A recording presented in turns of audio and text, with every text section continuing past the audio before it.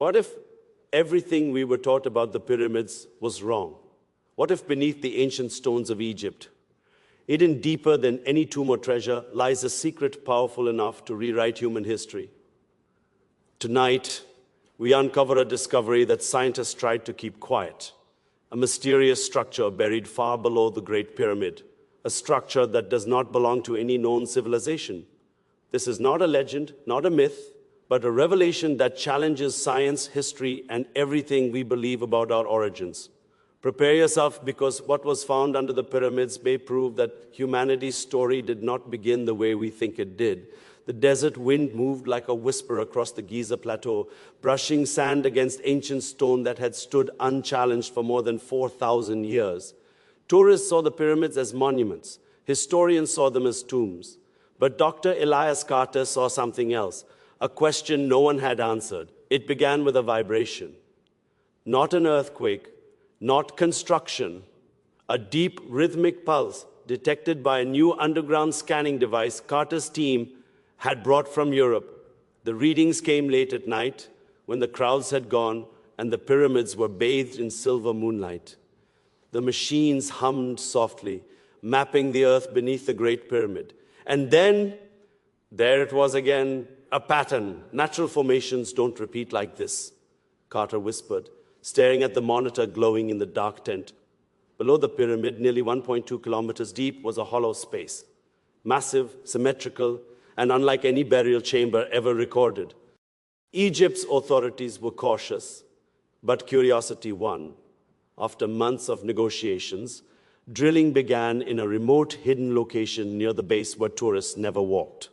The media was told it was geological research. Only 12 people knew the truth. The drill broke through into emptiness on the 17th day. When the camera descended, everyone in the control room fell silent. It wasn't a cave. It was a corridor, perfectly straight, smooth walls, no tool marks, no cracks, just a dark passage disappearing into blackness, like a tunnel carved by something far more precise than ancient copper tools. Carter felt his heartbeat in his throat. Send the rover. A small robotic vehicle rolled forward, its lights cutting through dust that hadn't been disturbed in ages. Symbols began to appear on the walls, not hieroglyphs, not any language known to archaeology. These aren't decorative, said linguist Dr. Samira Hassan, leaning close to the screen. They're structured, like data. The corridor stretched for almost 2 kilometers before opening into a chamber so large the rover's lights couldn't reveal the ceiling. In the center stood a structure shaped like a cylinder, black as obsidian, covered in faint glowing lines that pulsed gently. The same rhythm as the vibration they had detected. It was active. That's impossible, someone whispered. The rover circled the object. No dust lay on it, no decay. It looked as if it had been placed yesterday. Zoom in, Carter said. At the base of the cylinder were carvings, this time unmistakably Egyptian. But the figures were different from anything seen before. The gods weren't being worshipped. They were operating something. Hands raised toward the cylinder, beams drawn from the sky. This isn't a tomb, Samira breathed. It's a machine. The room erupted into arguments, power source theories, lost civilization ideas, extraterrestrial whispers nobody wanted to say out loud. Then the cylinder reacted. The glowing lines brightened. The vibration intensified. The rover's signal flickered. Back it out, Carter ordered, but it was too late. The machine emitted a low hum that vibrated through the speakers, through the floor, through their bones. Then every monitor went black for 7 seconds. The world above the pyramid experienced a strange phenomenon. Compasses spun wildly. Radios crackled. Satellites recorded a burst of energy from the Giza region. Not radiation, not EMP, something unknown. When power returned, the rover was still there, but the chamber was no longer dark. The walls now glowed faint blue, revealing more carvings, scenes of stars, constellations, and Earth seen from space. Dates, thousands of years before Egyptian civilization, etched in unknown symbols. Carter's hands trembled. Record everything.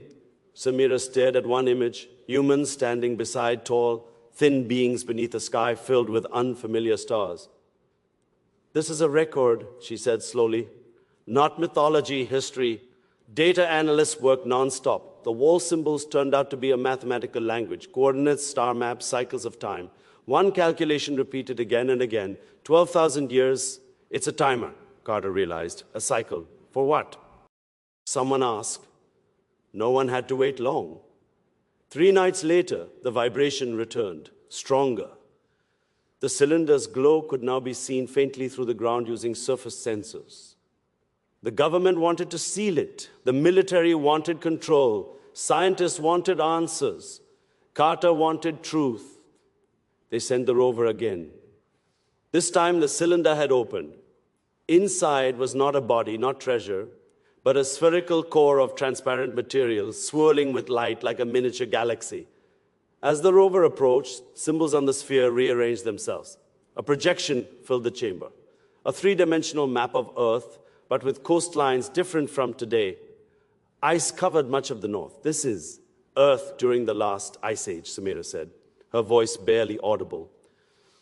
The map zoomed to Egypt, a green valley, a river system far older than the Nile. Then structures rose from the ground, cities, towers, pyramids, larger than those on the surface. A civilization lost to time. The projection showed disaster, floods, fire from the sky, shifting land. The cities vanished. The pyramids remained. They didn't build pyramids as tombs, Carter said slowly. They built them as markers. Above this, the sphere changed again, showing stars moving through space. A particular alignment approached, one that would occur in just months.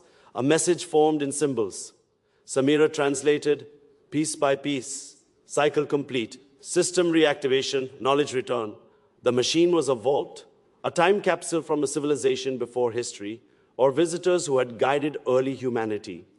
It activated only when Earth reached certain cosmic positions. Humanity wasn't discovering something new. It was being reminded. Word leaked.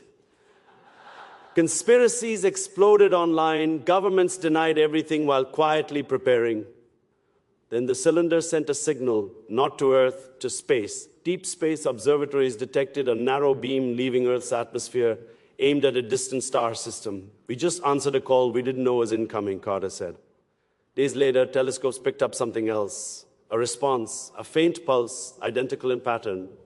Samira looked at Carter, fear and wonder mixing in her eyes. We weren't alone when the pyramids were built, and we aren't alone now. The final translation from the chamber appeared as the sphere dimmed, its task complete. Guardians returned when the sky repeats. Above, tourists still took selfies, unaware that beneath their feet lay proof that human history was only a chapter in a much older story. Carter stood at the edge of the plateau at sunrise, the pyramids casting long shadows. They weren't monuments to the dead, he murmured. They were a message to the future, and humanity had finally learned how to listen.